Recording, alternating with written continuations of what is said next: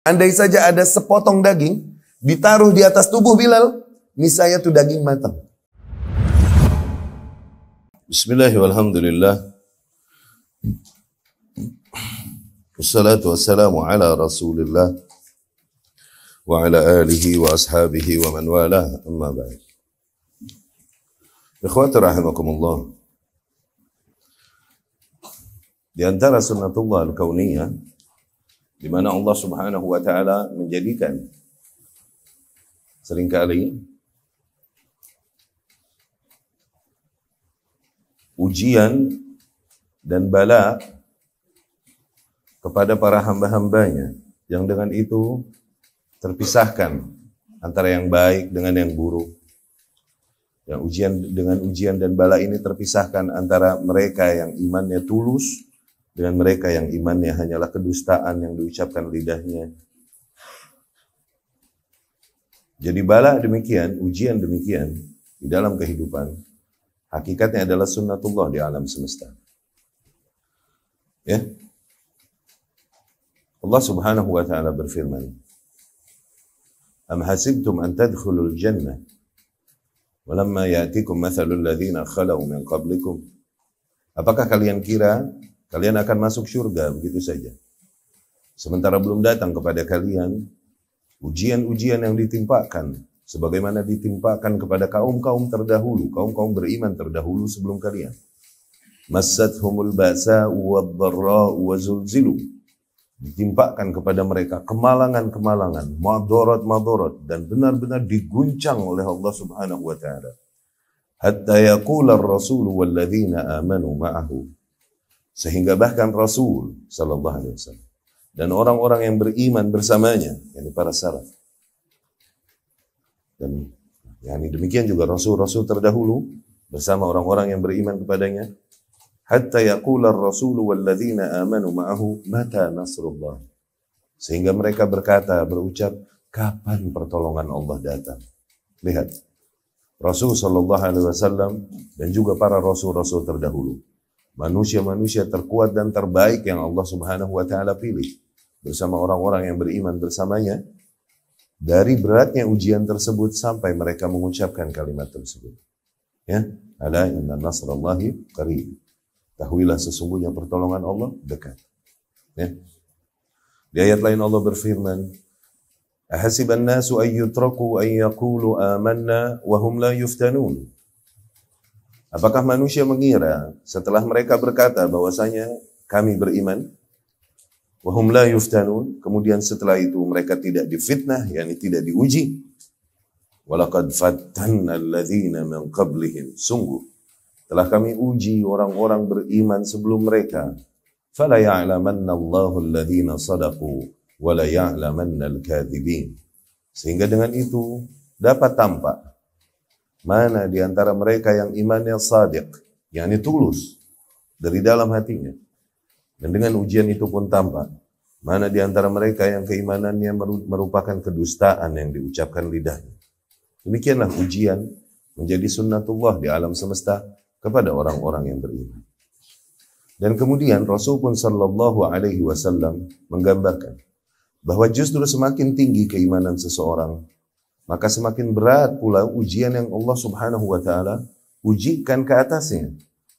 Para sahabat bertanya kepada Rasul sallallahu alaihi wasallam, "Ya Rasulullah, ayyun nasi asyaddu bala'an?" Siapa di antara manusia yang paling berat ujiannya? Rasul berkata sallallahu alaihi wasallam, "Al-anbiya." Justru para nabi. Lihat, para nabi adalah patokan-patokan keimanan tertinggi. Justru mereka adalah orang-orang yang paling berat diuji oleh Allah Subhanahu wa taala. Al-anbiya, thumma al-amthal fal-amthal. Semakin tinggi keimanan seseorang mendekati keimanan para nabi, maka semakin berat ujian mereka. Yubtala al-mar'u ala hasabi dinih.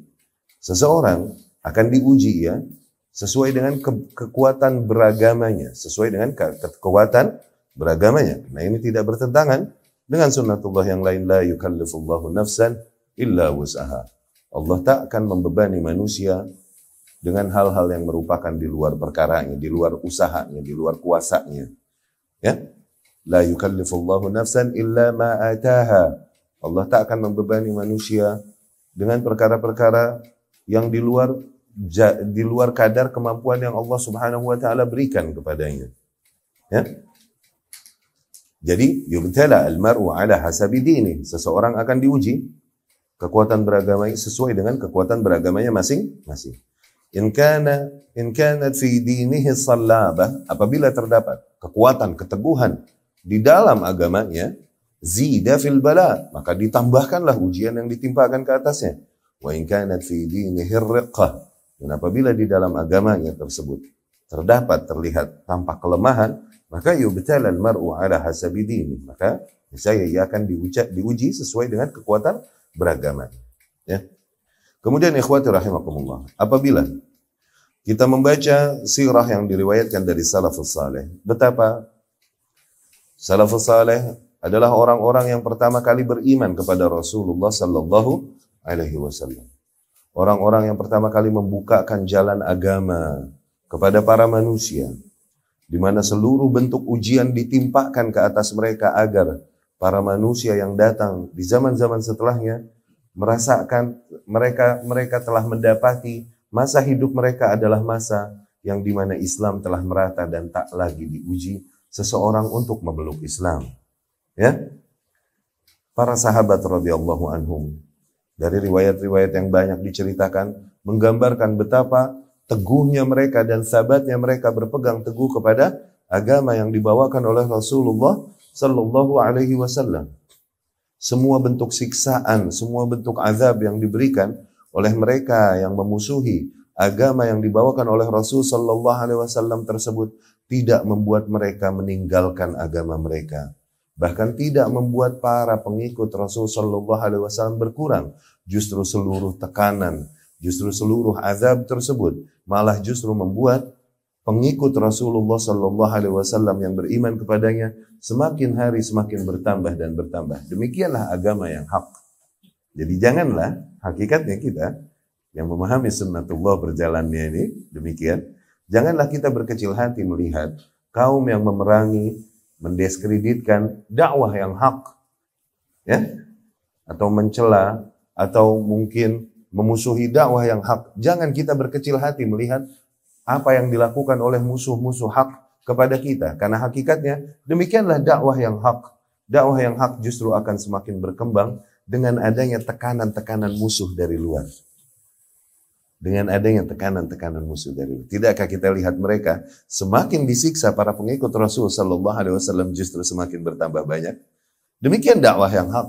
Semakin manusia berupaya untuk merusak namanya, semakin manusia berupaya untuk membuat manusia fobi dari dakwah tauhid dan sunnah ini, justru jumlah para manusia yang mulai mengenal dan semakin mengikuti dakwah yang hak ini malah bertambah. Demikian sunnatullah. Jadi jangan kita berkecil hati dari apa yang dilakukan oleh musuh-musuh Islam ataupun musuh-musuh sunnah kepada para ahlul haq. Ya. Apalah lagi kita mengambil tindakan-tindakan yang sifatnya panik atau tindakan-tindakan yang sifatnya berangkat dari keterprovokasiannya kita terhadap apa yang dilakukan musuh Islam kepada kita sehingga kita mengambil tindakan-tindakan yang di luar dhawabit agama ini. Ini hanya akan memperburuk situasi. Tenang, santai. Insya Allah justru dengan itu Allah subhanahu wa ta'ala akan semakin membesarkan yang hak dan para ahli. Ikhwatu rahimakumullah.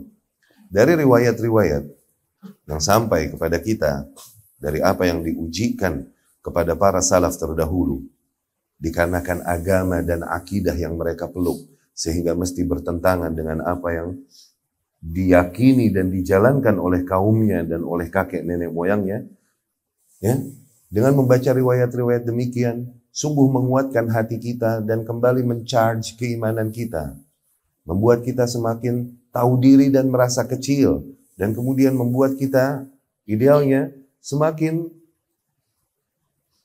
menyadari bahwa sungguh ujian yang Allah subhanahu wa ta'ala timpakan ke atas kita, nothing. Nggak ada apa-apanya dibandingkan apa yang Allah ujikan kepada kaum-kaum terdahulu. Sungguh begitu luas dan besar rahmat Allah subhanahu wa ta'ala dan keringanan yang besar yang Allah subhanahu wa ta'ala berikan kepada kita.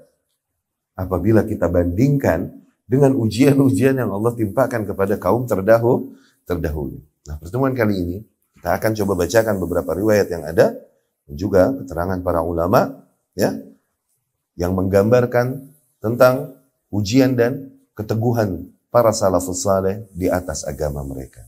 Ya. Diriwayatkan oleh Imam Ibnu Majah rahimahullah dan Imam Ibnu Hibban dengan sanadnya dari Abdullah Ibnu Mas'ud radhiyallahu anhu. Ia berkata, "Kan awal man azhara islamahu sab'ah." Abdullah Ibnu Mas'ud bercerita radhiyallahu anhu. Dulu yang di antara orang yang pertama kali menampakkan keislamannya, di antara orang yang pertama kali menampakkan keislamannya 7 orang. Yaitu Rasulullah sallallahu alaihi wasallam. Kemudian Abu Bakar Siddiq radhiyallahu anhu. Kemudian Ammar, yakni Ibnu Yasir radhiyallahu anhu. Kemudian ummuhu, ibunya Ammar, yakni Sumayyah radhiyallahu anhu. Kemudian Suhaib, yakni Ar-Rumi radhiyallahu anhu. Kemudian Bilal, yakni Ibnu Rabah radhiyallahu anhu. Kemudian Miqdad, yakni Ibnu Al-Aswad radhiyallahu anhu. Fa amma Rasulullah sallallahu alaihi wasallam, adapun Rasul sendiri sallallahu alaihi wasallam, famana'ahu Allah bi ammihi Abi Talib, maka Allah menjaganya dari siksaan kaumnya. Allah menjaganya dengan keberadaan pamannya Abu Talib. Yani Abu Talib adalah orang yang dihormati di antara kaum Quraisy, sehingga seseorang mau berbuat sesuatu kepada Rasul di masa hidup Abu Talib masih segan mereka, takut mereka, nggak enak. Ya. Adapun Rasul sallallahu alaihi wasallam, maka Allah menjaganya dengan keberadaan pamannya yaitu Abu Talib. Wa amma Abu Bakar, adapun Abu Bakar Siddiq radhiyallahu anhu, yani Abdullah bin Abi Quhafah, famana'ahu Allah biqaumih. Allah pun menjaganya dengan kaumnya, yani kaumnya Abu Bakar Siddiq radhiyallahu anhu, kaum yang besar. Dan dengan itu mikir-mikir orang kalau mau menyakiti Abu Bakar radhiyallahu anhu. Wa amma sa'iruhum, adapun yang lain-lain, fa akhadhahumul musyrikun, maka para kaum musyrikin menangkap mereka, wa albasuhum adra'al hadid, dan mereka pakaikan kepada para kaum muslimin itu baju-baju yang terbuat dari besi. Adra' al-hadid, dira'. Okay? Mereka buka bajunya dan dipakaikan baju-baju dari besi. Wasaharuhum fi syams, dan kemudian mereka menjemurnya di terik matahari. Fama minhum min ahad illa waqad atahum ala ma aradu. Tidaklah seorang pun di antara mereka kecuali sudah melakukan kepada kaum muslimin bentuk siksaan yang mereka kehendaki. Illa Bilal, kecuali Bilal radhiyallahu anhu. Dan semuanya terdapat orang-orang yang dapat menghalanginya, yang dapat menolongnya, kecuali Bilal radhiyallahu anhu. Fa innahu qad hanat alaihi nafsu fillah wa hana ala qaumih. Bilal seorang budak yang akhirnya dianggap remeh jiwanya di antara para manusia yang ada, dan dia menghinakan dirinya di hadapan Allah Subhanahu wa taala. Itu mulia enggak? Mulia. Dan demikian di antara manusia pun dianggap remeh karena dia adalah seorang budak. Fa akhadhuhu fa'atawhu al-wildan. Kemudian mereka pun menangkap Bilal dan memberikannya kepada para anak-anak. Faja'alu yatufuna bihi fi syi'ab Makkah. Sehingga mereka diikat Bilal dan dibawa keliling ke Syi'ab Makkah, yakni ke kampung-kampung yang ada di Makkah oleh para anak-anak, dan dia terus bertahan wa huwa yaqul, dan ia berkata ahadun ahad, ahadun ahad. Ahadun ahad, yakni dia menegaskan ketauhidannya pada Allah Subhanahu wa taala. Ya. Ini gambaran umum yang disampaikan oleh Abdullah bin Mas'ud radhiyallahu anhu. Kemudian ikhwati rahimakumullah, diriwayatkan oleh Imam Ibnu Ishaq dan Baladhuri rahimahumullah dan lain-lain, annal musyrikin kanu ya'khudhuna al-mustad'afin mimman aman, bahwasanya kaum musyrikin seringkali mereka menangkapi mustad'afin, orang-orang yang lemah di antara mereka, yakni lemah dari sisi ekonomi ataupun lemah dari sisi strata sosial, namun beriman kepada Rasul sallallahu alaihi wasallam. Nah, yang kayak gitu yang ditangkepin oleh kaum musyrikin. Fayu'adzibunahum, kemudian mereka mengazabinya, yakni mengazabi para kaum muslimin. Wa yuji'unahum, mereka membuatnya lapar. Wa yu'attishunahum, atau membuatnya haus. Hatta idza al-wahid minhum la yaqdir yastawi jalisan min shiddati ad-durr alladhi nazala bih. Bisa jadi seseorang di antara kaum muslimin dulu sampai dia nggak bisa duduk lurus, duduk benar. Karena apa? Karena begitu beratnya doror, yakni siksaan yang ditimpakan ke atas mereka. Hatta innahum la yaqulunahu lahu Al-Lat wal-Uzza ilahuka min dunillah, sehingga para kaum musyrikin memaksakan kepada para kaum muslimin, apakah Lata dan Uzza adalah Tuhanmu selain Allah Subhanahu wa taala? Fayaqulun, akhirnya para kaum muslimin berkata, "Na'am, iya." Karena beratnya siksaan yang ditimpakan ke atas mereka. Hatta innal ju'al la yamurru bihim, sehingga salah seorang di antara muslimin ketika disiksa, kemudian lewatlah seekor ju'al. Ju'al yani beetles. Beetles, apa? Kuya. Beetles. Kuya, apa? Ini begitu. Jadi ju'al. Nggih? Jadi ju'al lewat itu. Dan kemudian dikatakan kepada muslim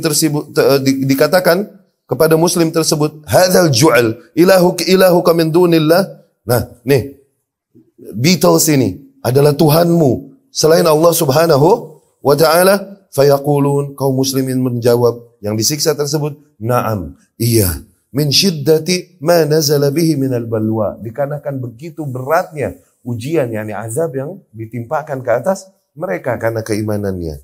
Ya. Al-Imam As-Suyuti rahimahullah di dalam Syarh Sunan Ibnu Majah,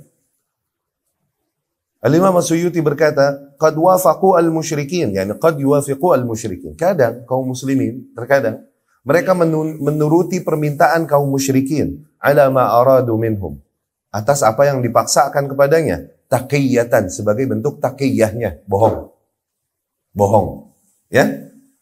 Wa taqiyah fi mithli hadhihi al-hal jaizah. Nah, taqiyah di dalam kondisi demikian boleh. Karena menghadapi madarat yang beneran terjadi nih. Nggih? Liqaulihi ta'ala, karena Allah Subhanahu wa ta'ala berfirman, illa man ukriha wa qalbuhu mutmainnun bil iman, kecuali mereka yang ukrih, dipaksa, disiksa, sementara hati mereka tetap tenang dengan keimanannya. Wa sabru ala adahum mustahab, tapi bersabar untuk menghadapi seluruh siksaan mereka mustahab, yakni lebih mulia. Wa qad alimu ala ar-rukhsah wa qad alimu ala ar-rukhsah wa amila Bilalun ala al-azimah. Namun mereka mengetahui adanya keringanan untuk mengucapkan kata-kata kufur demikian. Mereka telah mengetahui demikian. Tapi berbeda kasusnya dengan Bilal radhiyallahu anhu. Dia tidak memilih rukhsah, dia memilih azimah. Dia memilih untuk bertahan. Ya. Yadhkur ahlu siyar. Para ahli sirah bercerita, meriwayatkan, anna Umayyah ibn Khalaf kan ya'khudh Bilalan idza hamiyatiz zahira. Bahwasanya Umayyah ibn Khalaf itu menangkap dan menyeret Bilal idza hamiyatiz zahira, ketika matahari lagi terik-teriknya. Ketika matahari lagi terik-teriknya, fayukhrijuhu ila Batha Makkah. Dibawa Bilal, diseret menuju Batha Makkah, yang ini tanah lapang yang ada di Makkah. Fayatrahuhu ala zahri. Kemudian ditidurkan Bilal di sana, firramda Makkah, di padang pasir Makkah yang panas luar biasa. Yani ramda Makkah ya akhi, Makkah kalau lagi panas-panasnya di tengah hari dan lagi panas, itu hewan-hewan nggak mau yabruk, nggak mau duduk gitu sebagaimana onta atau kuda duduk, nggak mau. Karena saking panasnya pasir di Makkah tuh. Oke? Okay? Ente masukin telur ke dalam pasir di Mekah jadi telur rebus. Kayaknya. Hewan mikir-mikir mau yabruk di situ. Kif manusia? Bagaimana dengan manusia? Okay? Ini Bilal ditidurin di situ tanpa bajunya, ditidurin di Ramdha Mekah. Wa yadha as-sakhrah as-thaqilah ala sadri, kemudian ditaruh batu yang begitu besar di atas dadanya. Wa yaqulu lahu, dan kemudian Umayyah berkata kepadanya, la tazalu hakadha hatta takfura bi Muhammad wa tu'mina billati wal Uzza. Kau akan terus disiksa begini sampai kau kafir kepada Muhammad dan beriman kepada Lata dan Uzza. Fayaqulu Bilal, dan Bilal pun menjawab, ahadun ahad. Yani Allah Subhanahu wa taala yang Maha Esa. Tetap dia memilih itu. Itu yang dia yakini, dan kemudian Bilal pun bahkan lebih jauh lagi berkata, ahadun ahad, ana kafirun billati wal uzza. Aku sungguh kafir kepada Latta dan Uzza. Kemudian diriwayatkan juga oleh Imam Baladhuri rahimahullah dari Amr ibn As radhiyallahu anhu. Marartu bi Bilal wa huwa yu'adzab fi ramda Makkah. Suatu hari aku melewati Bilal yang sedang diazab di padang pasir Makkah tersebut. Walau anna bad'ah min laham wudi'at alaihi lanadijat. Andai saja pada saat itu ada sepotong daging ditaruh di atas kulit Bilal, niscaya itu daging matang. Allahu Akbar. Huwa yaghli. Huwa yaghli. Bilalnya mendidih. Andai saja ada sepotong daging ditaruh di atas tubuh Bilal, niscaya itu daging matang. Kebayang panasnya cuaca pada saat itu. Yani huwa yaghli min syiddatil hararah. Yani ianya sendiri mendidih karena begitu panasnya kondisi yang ada. Wa huwa yaqul, dan dia terus berkata, yakni Bilal dalam kondisi demikian, dia terus berkata tidak hentinya, ana kafirun billati wal uzza. Sungguh aku kafir kepada Latta dan Uzza. Wa Umayyah ibn Khalaf, dan Umayyah ibn Khalaf mughtadhun minhu. Ketika mendengar Bilal, setiap kali mendengar Bilal, ana kafir billati wal uzza, aku kafir kepada Latta dan Uzza, Umayyah ibn Khalaf tambah murka luar biasa, wa yaziduhu azaban, dan ditambah azab yang ditimpakannya kepada Bilal. Idz qala ana kafirun billati wal uzza, apabila Bilal berkata, sungguh aku kafir kepada Latta dan Uzza. Wa ya'tihi fayadghat khalqah. Kemudian Umayyah bin Khalaf pun menghampiri Bilal dan kemudian mencekik lehernya Bilal radhiyallahu anhu, fa khaniqa fayughsha alai, sehingga Bilal pun enggak bisa napas dan kemudian dia pingsan radhiyallahu anhu. Thumma makath ala hadha ila an anqadhahu Abu Bakar radhiyallahu anhu. Radhiyallahu an Bilal. Dia terus berada dalam keadaan siksaan demikian sampai Abu Bakar radhiyallahu anhu menolongnya, yakni menebusnya dan membayar kebebasan Bilal radhiyallahu anhu. Ibnu Abi Syaibah rahimahullah di dalam musannafnya menceritakan anna Abu Bakar ishtara Bilalan bi 5 awaq min Umayyah ibn Khalaf, bahwasanya Abu Bakar radhiyallahu anhu membayar Bilal dengan jumlah 5 uqiyah. 5 uqiyah, yakni satuan di antara satuan-satuan uang, dengan 5 uqiyah, okay? Dia membayarnya dari Umayyah ibnu Khalaf, wa huwa madfunun tahta al-hijarah, dan pada saat itu Bilal lagi dikubur di bawah batu-batu, yakni banyak batu berarti yang ditimpakan kepadanya, bukan satu. Ya, dan batu begitu efektif menyerap panas. Batu itu seseorang bisa masak dengan panasnya batu. Ya. Demikian ikhwati rahimakumullah, di antara ujian yang Allah Subhanahu wa taala timpakan kepada Bilal radhiyallahu anhu.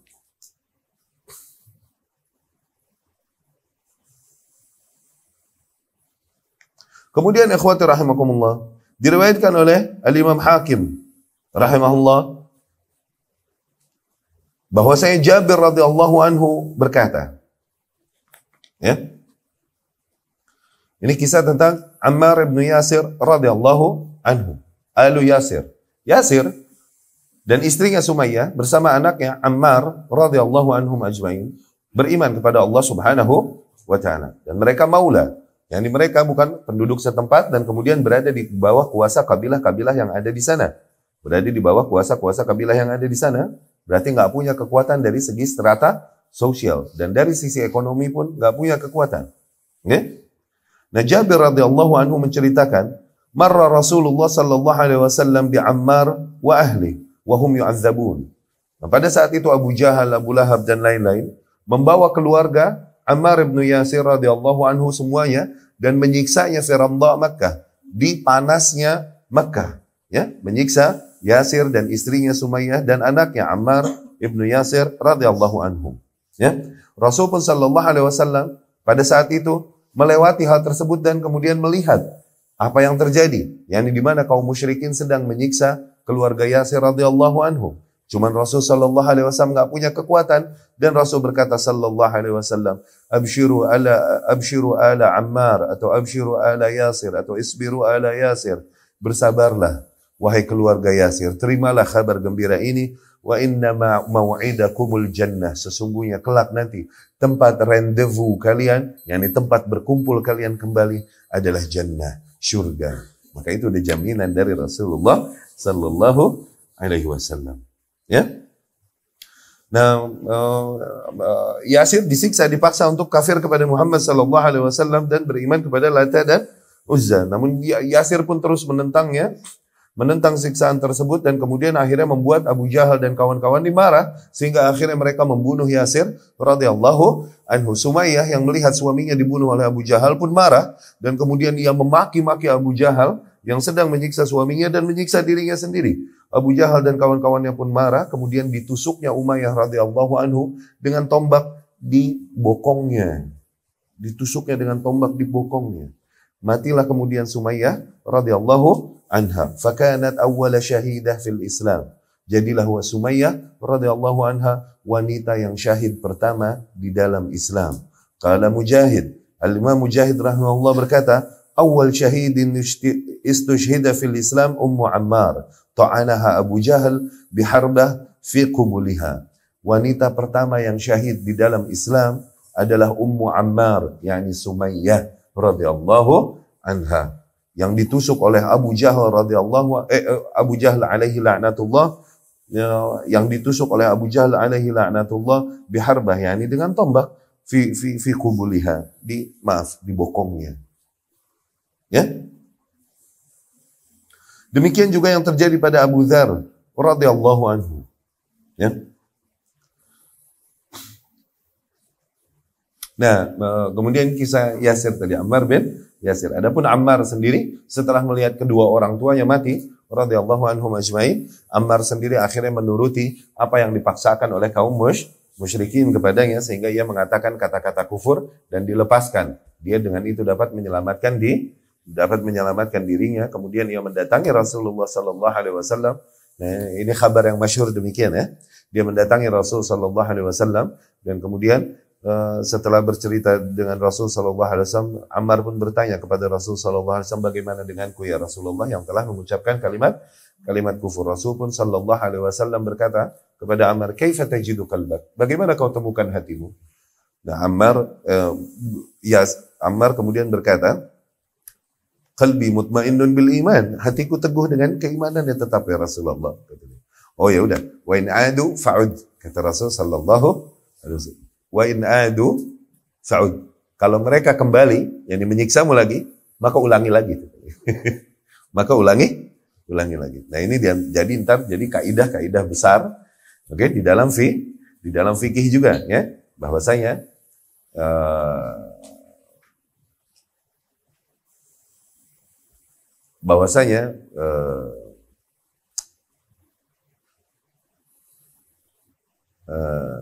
jadi kaidah di antara kaidah-kaidah besar fikih ini bahwasanya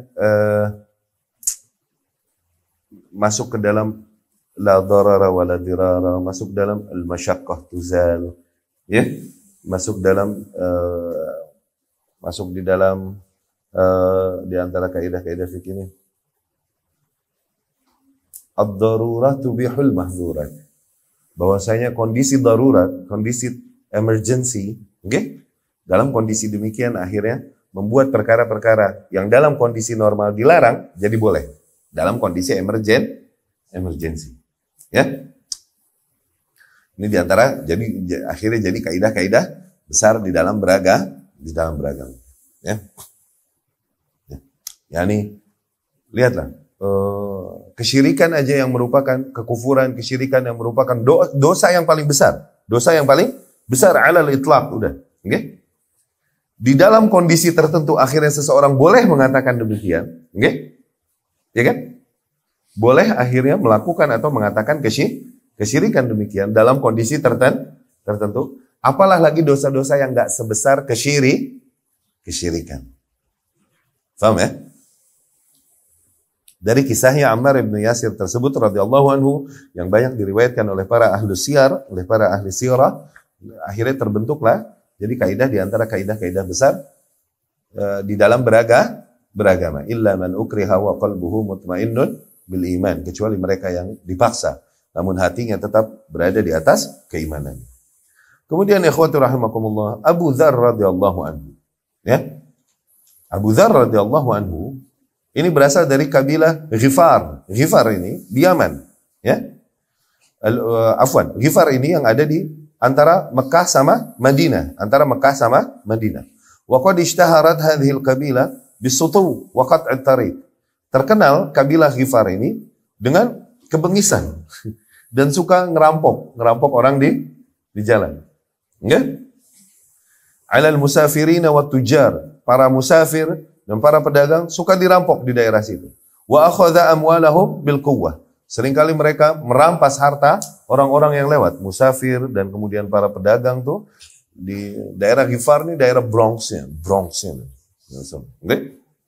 Wa kana radhiyallahu anhu qabla islami. Tapi bahkan ada beberapa riwayat yang mengatakan, kalaupun dilemahkan ya riwayat ini, bahkan Abu Dzar sendiri radhiyallahu anhu, dia adalah qutta' tariq, dia adalah seorang perampok.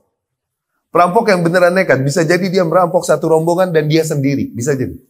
Tapi ini kabar-kabar demikian kemudian nggak kuat.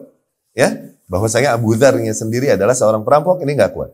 Tapi yang jelas adalah beliau radhiyallahu anhu, kalaupun di masa belum mengenal Rasul sallallahu alaihi wasallam, dia udah sampai kepada kesimpulan tauhid dan mengingkari orang-orang yang melakukan kesyirikan. Itu Abu Dzar radhiyallahu anhu. Ya, qabla islami ya'ba ibadatal asnam. Dia enggak mau menyembah berhala. Wa yunkir ala man yusyrik billah. Seringkali ia mengingkari mereka yang mempersekutukan Allah Subhanahu wa taala. Ya. Yarwi lana al-Bukhari fi sahihi qissata Islam Abi Dzar. Diriwayatkan Imam Bukhari rahimahullah di dalam sahihnya kisah keislaman Abu Dzar radhiyallahu anhu. Qala lana Ibnu Abbas, Ibnu Abbas berkata kepada kita, yakni tabi'in yang meriwayatkan, ya. Ala ukhbirukum bi islami Abi Dzar? Maukah kalian aku ceritakan tentang keislamannya Abu Dzar?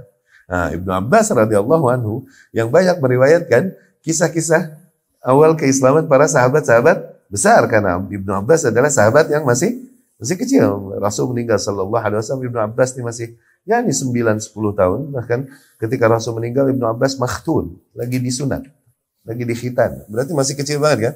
Nah, dia banyaklah bertemu dengan sahabat-sahabat yang lebih senior, yang lebih tua, dan banyak mendengar cerita dari mereka. Seringkali dia menyampaikannya kepada generasi-generasi berikutnya. Demikian para sahabat sigar semuanya begini. Kemarin juga kisah keislamannya Salman Al-Farisi. Kisah-kisah di sini, ya kan? Kisahnya Salman Al-Farisi juga yang meriwayatkan adalah Ibnu Abbas radhiyallahu anhu. Nah, di antara yang diriwayatkan Ibnu Abbas, maukah kalian aku ceritakan tentang kisah Islamnya Abu Dzar? Qalu qulna bala. Kami pun berkata, iya, mau Syekh. Ya, ini Ibnu Abbas menceritakan itu, dia udah Syekh. Udah menjadi orang tua ya. Qala Abu Dzar. Abu Dzar bercerita, kuntu rajulan min Ghifar. Aku adalah seseorang dari kabilah Ghifar. Fabalagna anna rajulan qad kharaja bi Makkah yaz'am annahu nabi. Balaghana. Sampai kepada kami kabar bahwasanya seseorang di Mekah muncul dan mengaku bahwasanya dia adalah seorang nabi. Faqultu li akhi, aku pun berkata kepada akhi, adikku, yakni adiknya Abu Dzar namanya Unais. Okay? Intalik ila hadzal rajul, kallimhu wa'tini bi khabari. Coba kau pergi hampiri orang tersebut. Coba kau berbicara kepadanya, bawakan kabar ia kepadaku. Fantalaqa falaqiyahu thumma raja'. Kemudian akhirnya Unais pun menghampiri, pergi ke Mekah, kemudian mencari Rasul sallallahu alaihi wasallam, bertemu dengan Rasul, berbicara dan kemudian kembali. Faqultu ma 'indak? Aku pun bertanya, gimana?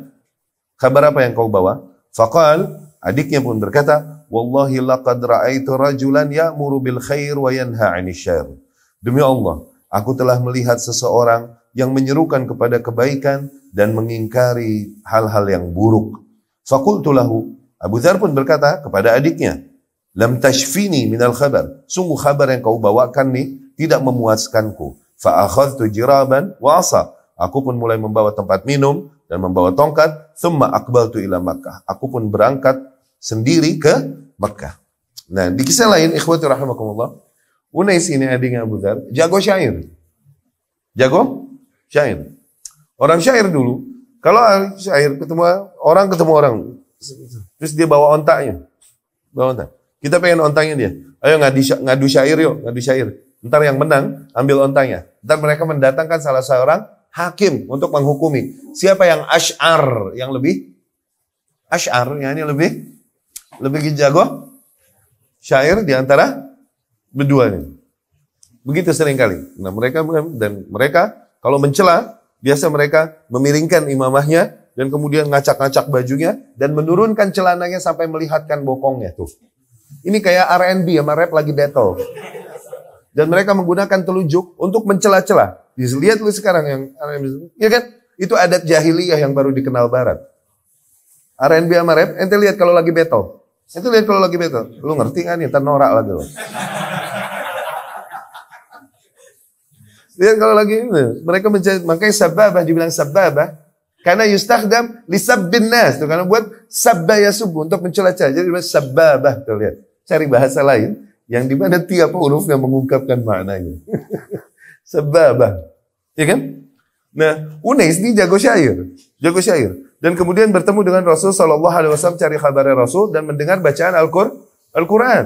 Nah, kemudian dia membawakan kabar itu kepada kepada bapaknya, abangnya, kepada Abu Dzar, kata dia. Dia menceritakan, katanya, kaumnya bilang dia ini syair, dia ini penyair. Dan kaumnya bilang ini dia penyihir, tapi sungguh, aku tahu semua qawaid, yakni semua rhymes yang ada di dalam syair. Perkataannya sama sekali bukan syair. Yakni Al-Quran. Ini yang pernah kita jelaskan di dalam Al-Quran, mu'jizat dan manhaj. Karena kalau syair, itu ada rhymesnya, ada ketukan-ketukannya. Nggak masuk ketukan 1, coba ketukan 2, coba ketukan 3. Kalau nggak masuk, berarti falas. Udah bukan syair. Oke? Nah, kalam yang dibawakan Muhammad SAW, dihitung pakai ketukan syair, nggak masuk. Tapi dibilang falas, enggak. Nih, karena mereka sangat memahami. Mereka dapat chemistry, memahami indahnya bahasa kan luar biasa. Hatta awamnya nih, memahami keindahan luar biasa. Karena ketika mereka membaca bacaan Al-Quran, mereka faham. Wallah ini bukan kalam bashar. Bukan perkataan manusia. Terlalu indah untuk menjadi perkataan manusia. Bahkan awam bisa merasakan itu. Padahal ini bahasa-bahasa yang mereka gunakan sama sehari-hari. Kalau syair-syair ada rhymesnya, ada ketukan-ketukannya untuk ngitungnya. Tapi ayat-ayat yang dibawakan Muhammad, dihitung pakai ketukan, nggak masuk. Tapi dibilang falas, enggak. Wallah begitu indah luar biasa. Mereka bisa merasakan itu.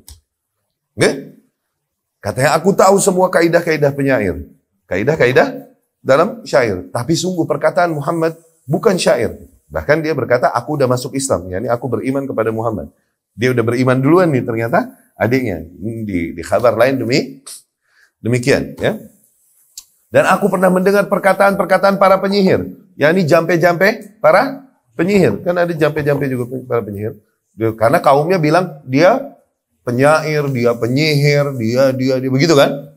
Dan aku pernah mendengar jampe-jampe para penyihir, sungguh perkataannya bukan jampe-jampe, bukan mantra ya, bukan mantra penyihir. Kan penyihir juga ada syair-syair namanya jampe-jampe harupat, gerah gede, gerah lompat. Nah, ini hal-hal demikian ada pada para Zen. Ala kulli hal. Demikian, kabar yang dibawakan Unais ini nggak bikin puas Abu Dzar. Udah deh, gue jalan diri. Akhirnya berangkatlah sendiri Abu Dzar radhiyallahu anhu. Thumma aqbaltu ila Makkah. Aku pergi menuju Makkah. Faja'altu la a'rifu wa akrah an as'ala anhu. Nah, sampai di Makkah, aku menampakkan diri seolah-olah aku nggak tahu Muhammad dan aku nggak mau bertanya kepada manusia tentang Muhammad sallallahu alaihi wasallam. Wa ashrab min ma' Zamzam, dan aku minum dari sumur Zamzam. Wa akun fil masjid, dan kemudian aku duduk dekat masjid, yakni dekat Baitullah, dekat Ka'bah.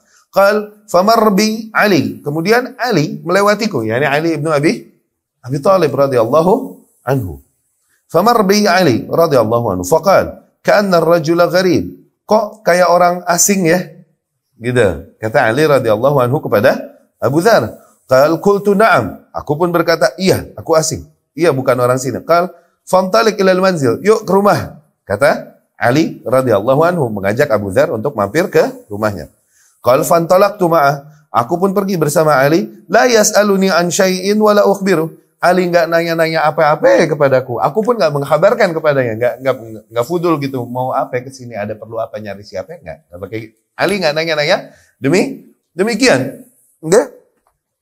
Aku pun tak mengkabarkannya. Yani Ali juga nggak cerita-cerita ke sini mau ngapain. Jadi nggak kepo ya. Falamma asbahtu ghadawtu ila al-masjid li'as'ala anhu. Dan kemudian aku di rumah Ali dan besokannya pagi-pagi aku pergi ke masjid, yakni pergi ke Masjidil Haram, ke Ka'bah, ke dekat Ka'bah untuk mulai mencari-cari kabarnya Muhammad sallallahu alaihi wasallam. Walaysa ahad yukhbiruni anhu bi syai', tapi enggak ada yang mau memberikanku kabar tentang Muhammad.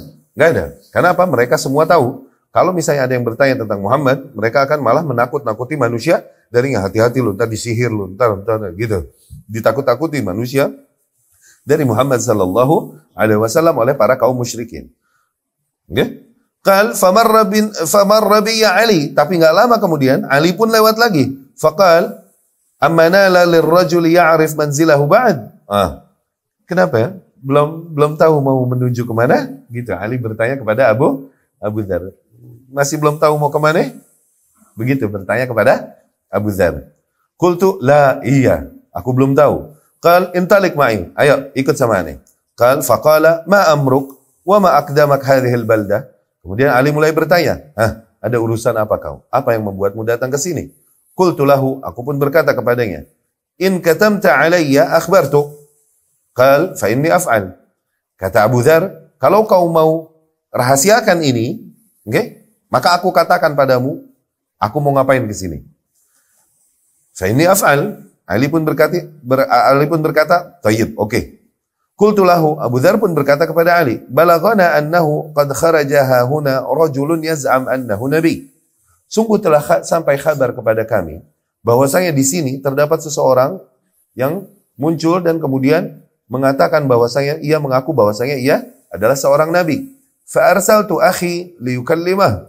Aku pun mengutus saudaraku untuk berbicara dengannya. Faraja'a falam yashfini minal khabar. Kemudian ketika ia kembali, ia tidak membawakan kabar yang memuaskanku. Fa aradtu an alqah. Maka aku ingin menemui orang tersebut sendiri. Faqala lahu, "Ama innaka qad rasyad." Ali pun berkata kepadanya, "Sungguh qad rasyad, kau telah mendapatkan petunjuk. Hadza wajhi ilaihi fattabi'ni." Nah, sesungguhnya aku mau menuju orang tersebut juga, kata Ali. Maka kau ikuti aku. Udkhul haitsu adkhul. Nanti kalau ane kemana-mana, ikutin deh. Kalau ane belok, ente belok. Ikutin ane dari belakang. Gitu. Fa inni in ra'aitu ahadan akhafuhu alaik. Kalau aku melihat seseorang, nanti aku mengkhawatirkanmu. Yani nanti kau dicelakai oleh kaum musyrikin kalau ketahuan mau menghampiri Rasulullah sallallahu alaihi wasallam. Qumtu ilal ha'id ka'anni uslih na'li wamdi ant. Nanti kalau ada orang lewat di hadapanku, aku akan bergeser dikit ke tembok dan kayak mau pura-pura mau benerin sendal. Ente lewat duluan, lewatin aneh. Kata Ali radhiyallahu anhu.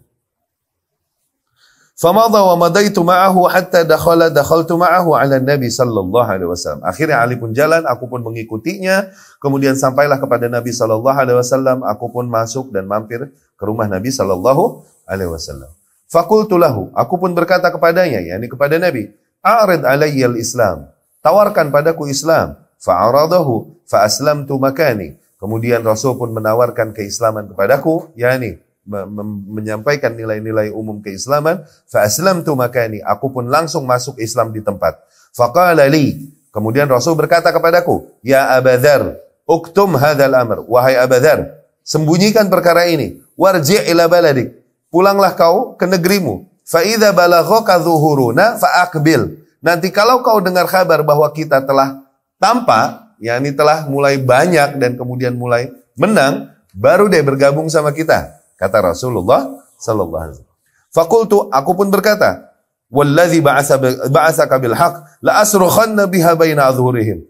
Demi zat yang mengutusmu dengan hak ya Rasulullah, sungguh aku akan meneriakkan perkara ini di antara mereka, yakni di antara para kaum musyrikin, yakni.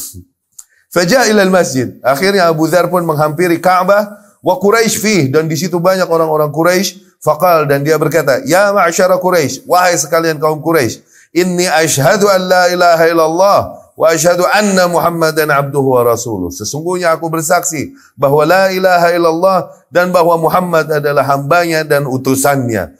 Faqalu, akhirnya kaum musyrikin berkata, "Qumu ila hadha sabi", gebukin nih sabi. Sabi yakni murtad, meninggalkan agama tradisional mereka, dibilangnya sabi. Oke?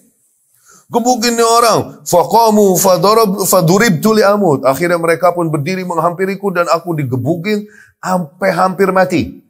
Fa'adrakani al-Abbas. Kemudian Abbas pun menghampiriku, yakni Abbas ibnu Abdul Muttalib radhiyallahu anhu. Thumma aqbala alaihim, ia pun menghalangi dan menyelamatkanku dan melihat kepada kaum Quraisy. Faqal, dan dia berkata, wailakum, celaka kalian, taqtuluna rajulan min Ghifar, berani-beraninya kalian ngebunuh orang Ghifar. Wa matjarukum wa mamarrukum, sementara dagang kalian dan tempat lewat kalian ala Ghifar, lewat kampungnya Ghifar. Fa'aqla'u anni, akhirnya ketika dibilang begitu sama Abbas, mereka pun berhenti dan meninggalkanku. Ya, ini bisa dibalas nanti sama kampung Ghifar kalau lewat situ. Oh, ini orang kalau lewat situ dibalas dulu ntar. Mana Bronx? Ya enggak? Mana Bronx? Iya, Amsaki. Ya, Kamsi, Amsaki. Fa'aqla'u, akhirnya mereka pun meninggalkanku. Falamma an asbahat al-ghad rajat, dan ketika besokan paginya aku pun kembali. Faqultu mithla ma qult bil ams. Aku kembali ke Ka'bah dan kemudian aku pun berteriak di antara para kaum musyrikin. Wahai kaum Quraisy, perhatikan, aku bersaksi bahwa tiada Tuhan selain Allah dan aku bersaksi bahwa Muhammad adalah hambanya dan utusannya. Faqalu, akhirnya mereka berkata, qumu hadha sabah. Gebukin nih bocah. Digebukin lagi. Fasana abiyya mithla ma sana bil ams. Akhirnya mereka lakukan kepadaku sebagaimana yang mereka lakukan kemarin. Wa adrakani al-Abbas fa akabba alai. Kemudian Abbas pun kembali melindungiku dan melindungiku dari pukulan kaum Quraisy. Wa qal mithla ma qalatihi bil ams, dan dia katakan kepada kaum Quraisy sebagaimana yang dikatakan kemarin. Yang berani-beraninya sama orang Ghifar. Entar lewat sana celaka lo, digituin. Ya kan? Fakana hadha awwalu Islam Abi Dzar. Demikianlah ceritanya awal keislamannya Abu Dzar. Lihat ikhwan, mereka berada di atas hak. Di atas hak. Iya kan? Insyaallah kita berada di atas hak. Insyaallah. Dan ahlul batil pede dengan kebatilannya, menampakkan kebatilannya memerangi kita. Kok bisa kita minder sama hak yang ada sama kita sehingga kita nunduk? Kok bisa? Kita yang nahan lidah. Kok bisa? Kita yang ahlul haq, aturan kita yang pede. Kitabnya Allah ada sama kita, sunnahnya Rasul ada sama kita sallallahu alaihi wasallam. Kok bisa kita yang minder? Ahlul batil, ahlul bid'ah yang pede. Kok bisa? Kok bisa? Kok bisa mereka la yatawarra'un? Mereka enggak wara' lidahnya untuk mencela-cela sunnah. Sementara kita yang ada pada sunnah, begitu wara' lidah kita untuk mengingkari bid'ah dan para ahli bid'ah. Kok bisa? Kok bisa?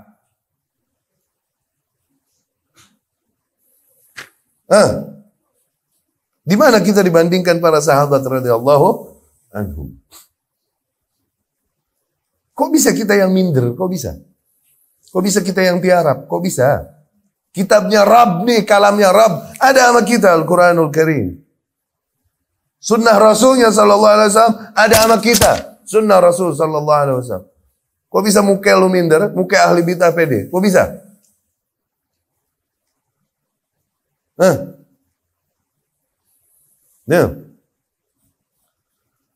Allahul musta'an wa alaihi tuqlan.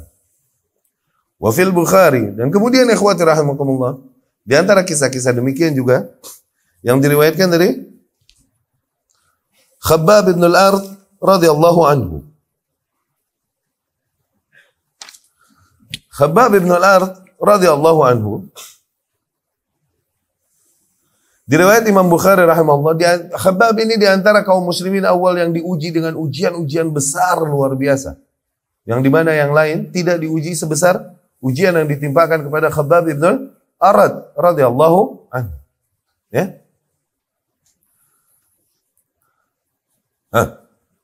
Al-Imam Asy-Sya'bi bercerita rahimahullah, Khabbab ibn al-Arat suatu hari menghampiri Amirul Mukminin Umar ibn al-Khattab radhiyallahu anhu. Dan kemudian Umar ibn al-Khattab lagi berbicara bersama para sahabat nih, kemudian dia berkata, "Ma'alal ard, sesungguhnya tidak ada di atas muka bumi ini seseorang ahaqqu bihadzal majlis, yang lebih berhak untuk duduk di posisi ini posisi yang dihormati, posisi Amirul Mukminin, illa rajul wahid, kecuali seorang." Qala lahu Khabbab, Khabbab pun bertanya, "Siapa wahai Amirul Mukminin?" Amirul Mukminin Umar berkata, Bilal yang paling pantas. Oke? Yani Bilal telah diuji di jalan Allah ini dengan ujian-ujian yang begitu berat luar biasa. Kisah Bilal tadi, ingat. Oke? Tapi Khabbab radhiyallahu anhu berkata, "Ya Amirul Mukminin, ma huwa bi ahaqqa minni." Enggak begitu wahai Amirul Mukminin. Sungguh kalau hitung-hitungannya begitu, tidaklah Bilal lebih berhak daripada aku. Inna Bilalan kana lahu fil musyrikin man yamna'uhu Allah bih.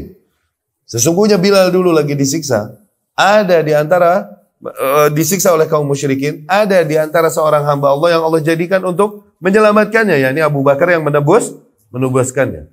Adapun aku, maka tak ada yang mematikan api yang ada di punggungku kecuali wadak zahri, kecuali lemak dari punggungku yang mengalir karena dibakar. Nggak ada yang menyelamatkanku. Kemudian Khabbab pun membuka bajunya, menunjukkan bekas luka bakar tersebut kepada Umar ibn al-Khattab radhiyallahu anhu. Umar pun bergetar melihat bekas luka yang ada di punggungnya Khabbab ibn al-Ard radhiyallahu anhu. Ya, kata para ulama ini menunjukkan bahwasanya kisah Bilal memang lebih ma'ruf. Kisah siksaan yang ditimpakan ke atas Bilal pada saat itu lebih ma'ruf, tidak sebagaimana terdengarnya kisah yang ditimpakan kepada Khabbab ibn al-Arad radhiyallahu anhu. Bagaimana kisahnya Khabbab ini radhiyallahu anhu? Al-Imam Bukhari rahimahullah bercerita. Okay? Ataitu Rasulullah sallallahu alaihi wasallam. Khabbab bercerita, suatu hari aku pun mendatangi Rasulullah sallallahu alaihi wasallam wa huwa mutawassidun burdatan lahu fi dhillil Ka'bah. Pada saat itu Rasul sallallahu alaihi wasallam sedang bersantai selonjoran di atas burdahnya, di atas mantelnya di naungan Ka'bah, di bayangan Ka'bah, ngadem. Walaqad laqina ya'ni ma'asyiral muslimin minal musyrikin syiddah syadidah. Sungguh kita para kaum muslimin pada saat itu telah mendapatkan siksaan yang begitu berat daripada para kaum musyrikin. Fakultu, kami pun menghampiri Rasul sallallahu alaihi wasallam, aku pun berkata kepada Rasul sallallahu alaihi wasallam, "Ya Rasulullah, ala tad'ullaha lana?" Tidakkah kau berdoa kepada Allah bagi keselamatan kami ya Rasulullah? Yani kok berat amat sampai begini? Bukankah doamu mustajab ya Rasul? Kok nggak doa aja ya Rasulullah? Kelar nih semua siksaan ini. Zain? Rasul pun yang tadinya lagi selonjoran, faqa'ad sallallahu alaihi wasallam muhmarran wajhu. Rasul pun mulai duduk seraya memerah mukanya. Faqal, dan Rasul berkata, "Innahu kan man qablakum la yumshat ahaduhum bi amshatil hadid ma duna 'azamih min lahmin wa 'asab. Ma yusarrifuhu dzalika an dini." Sesungguhnya kaum-kaum beriman dahulu sebelum kalian, bisa jadi di antara mereka disisir dengan sisir-sisir besi, dipisahkan antara urat dengan dagingnya dari tulangnya, hidup-hidup. Tapi siksaan itu tidak membuat mereka meninggalkan agamanya. Wa yudha'al minsyar ala mifraq ra'si ahadihim fayushaqqu. Kemudian di antara mereka ada yang dibawakan gergaji-gergaji besi, ditaruh di tengah kepalanya, kemudian yushaq bithnatain, dibelah dua mereka hidup-hidup. Ma yusrifuhu dzalika an dini, tapi itu semua tidak membuat mereka meninggalkan agamanya. Wal yudhiranna wa la yudhiranna Allah taala hadzal amr. Sungguh Allah akan memenangkan perkara ini, yakni agama ini, dakwah ini. Allah akan ratakan agama ini. Hatta yasira ar-raqib min San'a ila Hadramut, sehingga seorang penunggang kuda dari San'a menuju Hadramut, la yakhafu illa Allah wadh-dhi'ba ala ghanami. Tidaklah ia lagi mengkhawatirkan apapun kecuali ia takut kepada Allah dan khawatir dari serigala-serigala yang mengincar kambing-kambingnya. Ini daerah yang Bronx juga antara San'a dengan Hadramut. Tapi ketika Islam merata, maka keamanan begitu merata luar biasa, sehingga seseorang berjalan sendiri nggak takut lagi para perampok. Yang dia takutkan hanya Allah, atau mungkin dia khawatirkan serigala-serigala yang menyerang dombanya. Walakinnakum tastajilun. Tapi kalian ini kaum yang terburu-buru. Ya ini pengennya menang duluan, pengen buru-buru menang, nggak sabar melewati ujian. Tuh lihat, Rasul SAW bilang, kalian keburu-buru. Ke siapa? Ke Khabbab ibn al-Ard. Apakah kita tahu level ujian yang udah ditimpakan sampai Khabbab? Yang masih Rasul bilang buru-buru. Khabbab ibn al-Ard radhiyallahu anhu, ikhwati rahimakumullah, dia seorang haddad, blacksmith, pandai besi. Okay? Dia seorang pandai besi. Dan maula Bani Zuhrah. Ummu Anmar nih tuannya, puannya Ummu Anmar. Ketika Ummu Anmar mendengar Khabbab bin al-Ard ini orang yang cerdas dan amanah dan lain-lain, kemudian kena dakwah Rasul dan langsung berislam kepada Rasulullah sallallahu alaihi wasallam. Ummu Anmar dengar bahwasanya Khabbab bin al-Ard masuk Islam, ngikutin agamanya Rasulullah sallallahu alaihi wasallam, ngikutin agamanya Muhammad. Ummu Anmar pun datang bersama kakak dan adiknya dan kemudian sepupunya pada ikut dari Bani Zuhrah dan menghampirinya ada yang menceritakan di masna'nya, di tempat dia bekerja. Okay? Dihampiri Khabbab dan ditanyakan kepadanya, wahai Khabbab, asabaut, apakah kau telah murtad? Yani meninggalkan agama tradisional. Asabaut. Khabbab dengan polosnya menjawab, inni ma sabaut, sesungguhnya aku tidak murtad. Walakinni amantu bi Muhammad. Tapi aku beriman kepada Muhammad, wattaba'tu, dan aku mengikutinya. Dengan polos Khabbab menjawab ini. Akhirnya dhalla yadribunani, kemudian mulai mereka memukuliku sampai aku hampir nggak sadar. Dan ketika aku nggak sadar demikian, mereka paksa aku untuk mengatakan untuk aku kafir kepada Muhammad dan aku beriman kepada Lata dan Uzza. Khabbab masih bertahan dan berkata, ana kafir billati wal Uzza. Aku kafir kepada Lata dan Uzza. Mereka pun akhirnya membawanya dan menaruhnya punggungnya di atas api yang digunakan untuk melelehkan besi. Nah, bayangin. Di atas api yang digunakan untuk melelehkan besi.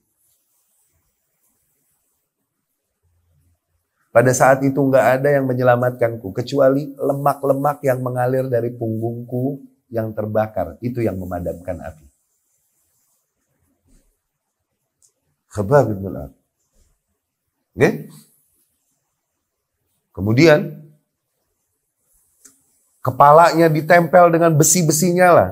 Dipaksa untuk kafir kepada agama Muhammad sallallahu alaihi wasallam. Besinya lah ditempelin ke kepalanya tuh. Disiksanya sedemikian rupa Khabbab oleh Ummu Anmar.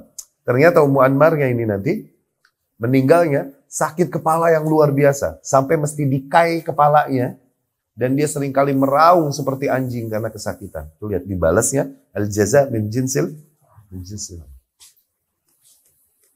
Ya? Khabbab bin al-Ard radhiyallahu anhu. Siksaan yang besar luar biasa. Nah, udah capek begitu. Sampai akhirnya ketika sakit dijenguk oleh sahabat-sahabat lain, Khabbab pun sempat berkata, laula anna Rasulullah sallallahu alaihi wasallam nahana lanad'uwanna Allah bil maut. Kalau bukan karena Rasul melarang kita, misalnya kita akan minta kepada Allah untuk mati. Minta mati itu dilarang. Okay? Kalau bukan karena Rasul melarang kita sallallahu alaihi wasallam, misalnya kita akan memohon kematian kepada Allah Subhanahu wa taala. Ya? Udah begini. Terus nyamperin Rasul sallallahu alaihi wasallam, kan pegel kan? Ya Rasulullah, tidakkah kau berdoa memohon pertolongan pada kita? Masih digituin sama Rasul sallallahu alaihi wasallam. Walakinnakum tasta'jilun. Kalian ini keburu-buru, pengennya langsung menang aja. Nah, hal-hal demikian juga memberikan kita nilai yang besar bahwa yang diperintahkan kepada kita ya akhi bukanlah menang. Yang diperintahkan kepada kita juga bukanlah berjaya. Bukan. Kita diperintahkan untuk berjalan di jalan yang merupakan proses itu. Jalan yang hak. Udah, bertahan di jalan itu. Jangan belok, jangan keluar. Mau menang, mau enggak, mau sampai tujuan, mau enggak, itu urusan Allah Subhanahu wa ta'ala. Tapi bertahan di atas jalan itu. Kalaupun terseok-seok, berdarah-darah, jalan terus. Tapi jangan berbalik. Okay? Al-Imam Syafi'i rahimahullah berkata, barang siapa yang menemukan jalan yang hak ini, maka agar dia berlari di atasnya. Kalau dia nggak bisa, maka agar dia berjalan di atasnya. Kalau dia nggak bisa juga, maka agar dia merangkak di atasnya. Kalau dia nggak bisa juga, maka agar dia berhenti sejenak, kemudian lanjutkan perjalanan. Tapi jangan pernah berbalik. Jangan pernah balik, karena kalau berbalik berarti hitungannya apa? Hitungannya apa? Bukan futur, tapi intikas. Futur nih cuman turunnya semangat keimanan, futur biasa.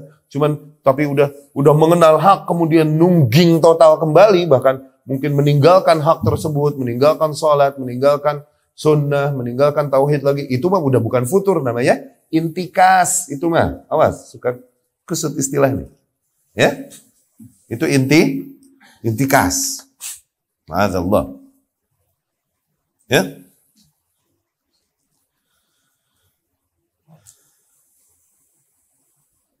Nah di sanad lain bahkan diceritakan, para pembesar kaum Quraisy berkumpul dan mereka lagi membicarakan tentang perkara yang Muhammad sallallahu alaihi wasallam. Ya? Dan bahwasanya dakwahnya dan pengikutnya ternyata bertambah besar dan bertambah berani. Ya.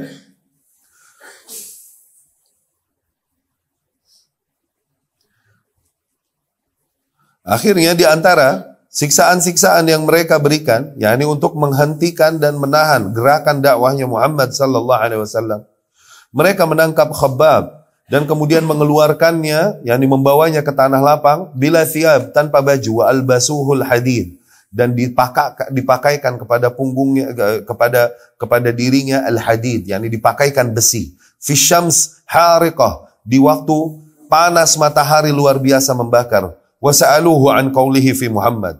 Kemudian mereka bertanya kepada Khabbab tentang Muhammad. Fayaqul, maka Khabbab pun berkata, Abdullahi wa rasuluh. Muhammad adalah hamba Allah dan utusannya. Wa yas'aluhu 'anil Lati wal Uzza. Kemudian mereka bertanya kepada Khabbab, bagaimana dengan Lata dan Uzza? Fayukhbiruhum. Khabbab pun menjawab, annahuma sanaman, bahwasanya Lata dan Uzza adalah dua berhala. Asamman, dua berhala yang budeg. Abkaman, buta. La yadurran wa la yanfa'an, tidak bisa membawakan madarat, tidak juga bisa membawakan manfaat. Fayatuna bil hijarah al mahmiyah wa yusiqunaha bi dhahrih. Akhirnya mereka membawakan batu-batu yang nyala panas. Panas menyala, dan kemudian mereka timpakan batu tersebut ke punggungnya Khabbab. Ke punggungnya Khabbab radhiyallahu anhu. Wa yubqunaha alaihi hatta yasila duhnu katifai, dan membiarkan batu menyala tersebut di atas punggungnya sehingga mengalir lemak dari punggungnya Khabbab radhiyallahu anhu. Ya, istajab Allahu du'a, namun Allah Subhanahu wa taala mengabulkan doanya Khabbab ke atas Ummu Anmar dan saudara-saudaranya. Ya, tsumma asabah suda, ya, sebagaimana tadi apa yang terjadi kepada Ummu Anmar di akhir hayatnya. Ya.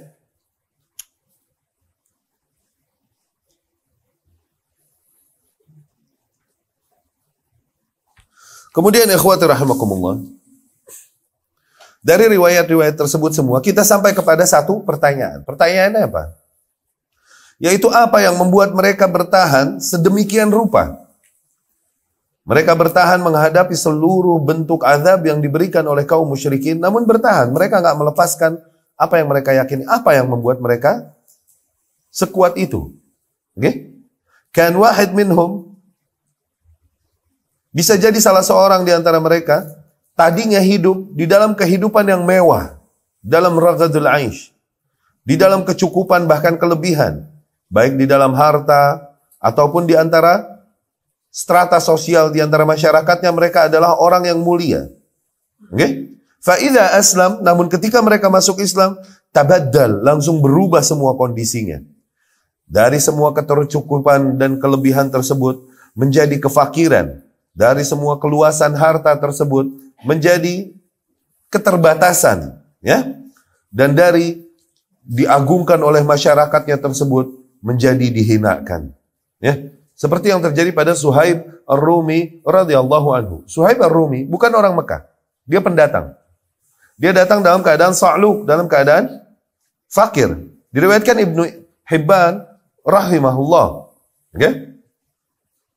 Dari Abu Uthman An-Nahdi rahimahullah ia berkata, Lamma arad Suhaib an yuhajir, ketika Suhaib Ar-Rumi radhiyallahu anhu hendak untuk berhijrah ilal Madinah, ke Madinah, laqiyahu kufaru Quraisy. Ia pun ditahan oleh para orang-orang kafir Quraisy.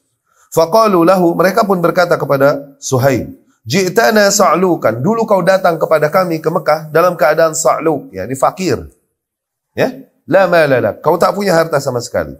Fakathura maluk, kemudian bertambah dan berkembang hartamu. Indana, di sini, di tempat kami. Wa balagta ma balagd, dan kau sampai kepada posisi yang kau sampai. Thumma turid an takhruja bi nafsika wa malik.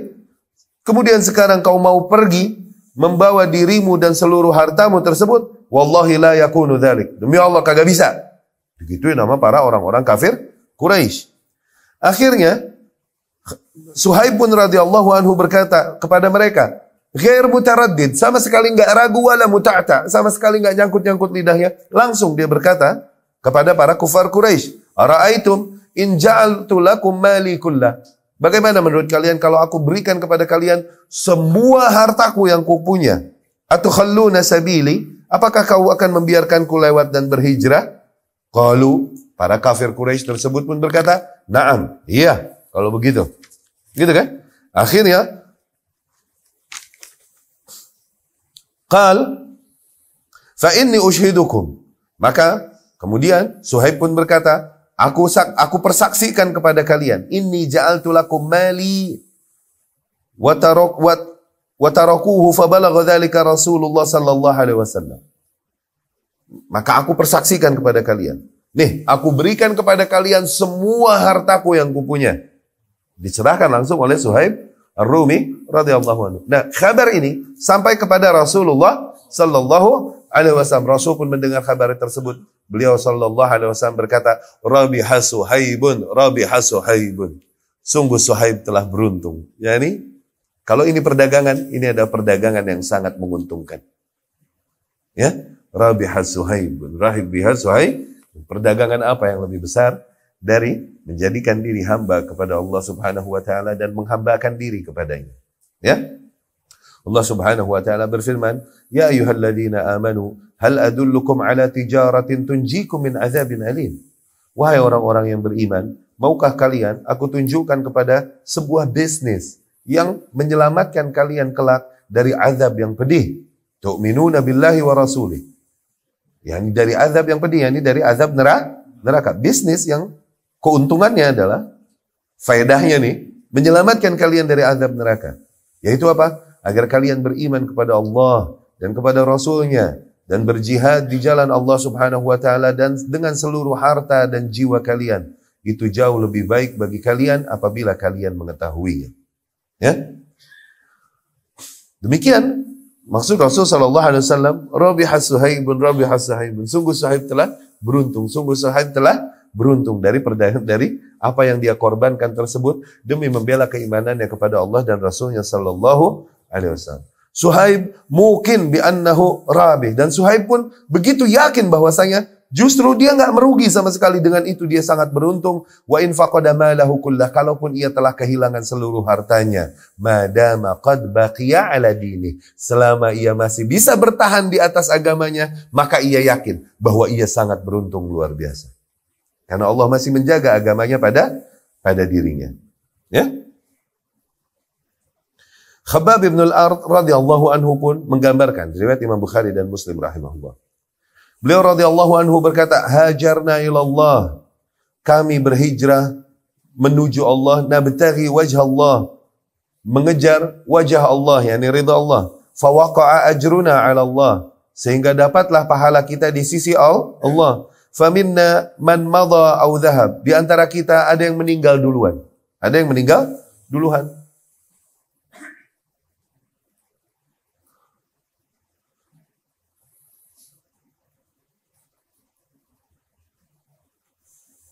Faminna man dhahab, di antara kita ada yang meninggal duluan dan belum pernah merasakan kemenangannya sama sekali. Yani tidak merasakan kemenangan dan keuntungan duniawi dengan besar dan berkuasanya Islam dan kaum muslimin karena mereka meninggal duluan. Ya, minhum di antara mereka ada juga Mus'ab ibnu Umair radhiyallahu anhu. Qutila yauma Uhud. Mus'ab ibnu Umair terbunuh di hari Uhud, di perang Uhud. Falam yatruk illa namrah, dan dia tidaklah punya apapun kecuali namrah, yakni sehelai kain. Kain yang kecil juga, nggak besar.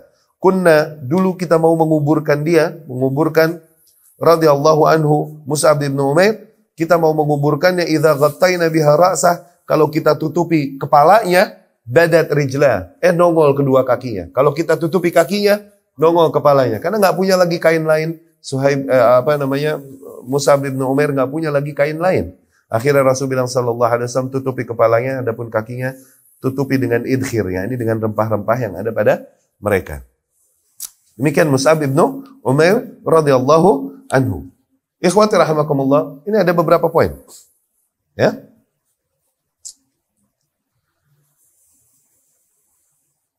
Suhaib ar-Rumi radhiyallahu anhu, sebagaimana para sahabat-sahabat lain, mereka meninggalkan seluruh harta mereka, bahkan mengorbankan jiwa mereka, mungkin meninggalkan keluarga mereka, berpisah dengan ayah mereka atau dengan anak mereka karena keimanan yang berbeda. Sama sekali mereka nggak merasa rugi di situ.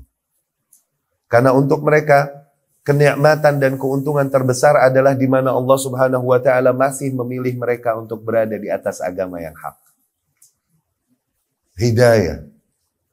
Ni'mah la ta'diluha ni'mah. Sebuah nikmat yang besar yang tidak dapat disaingi oleh nikmat-nikmat yang lain. Yang di mana keberadaan seluruh nikmat lain tanpa nikmat hidayah, maka tak ada artinya nikmat-nikmat tersebut. Kalaupun dunia di tangannya. Sebaliknya, ketika seseorang nggak memiliki nikmat apapun, namun dia memiliki agama, maka apalah lagi yang dikhawatirkannya.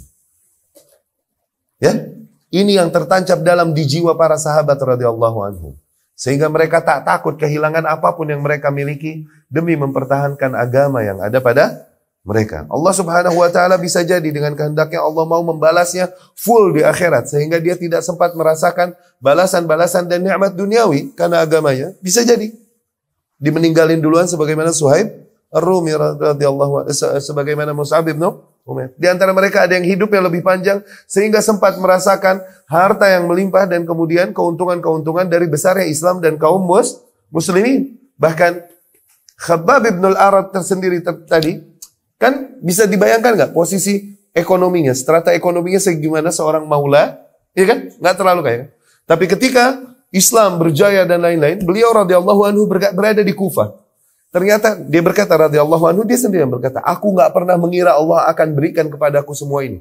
Hartanya melimpah banyak.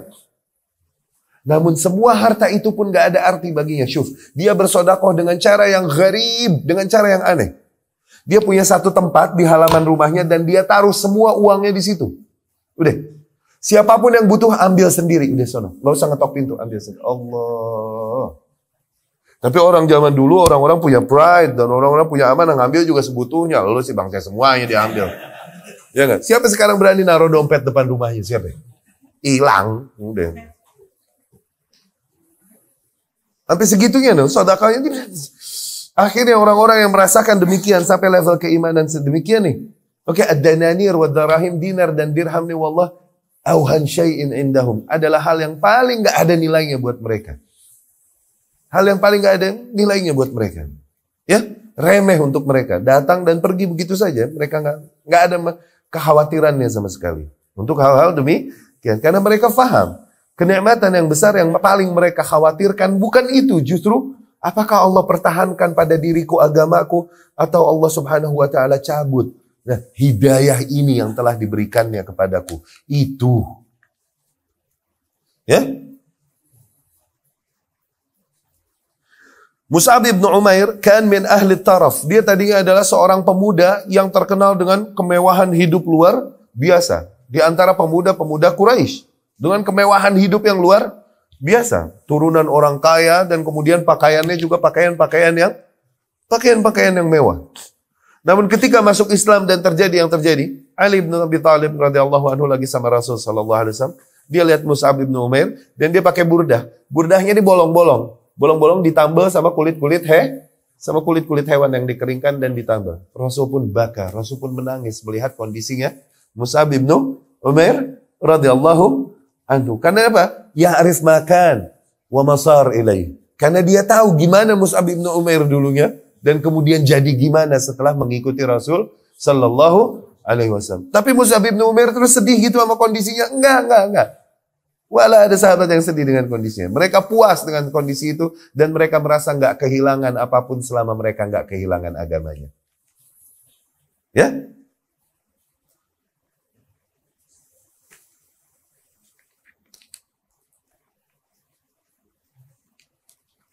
Diriwayatkan Imam Malik rahimahullah dengan sanadnya dari Ibnu Umar, yakni Abdullah Ibnu Umar Ibnu Khattab radhiyallahu anhu.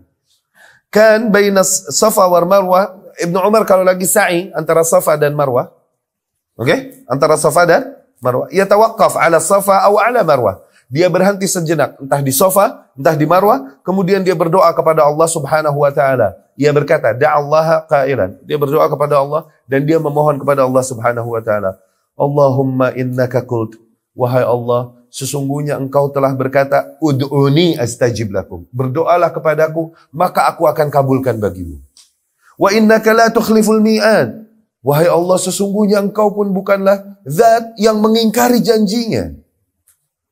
Wa inni as'aluk, maka sesungguhnya aku memohon kepadamu, kama hadaitani, sebagaimana kau telah berikan hidayah kepadaku, lil Islam, untuk Islam, alla tanza'ahu minni hatta tatawaffani wa ana muslim. Maka agar jangan kau cabut nikmat tersebut dariku sampai kau matikan aku dalam keadaan berislam.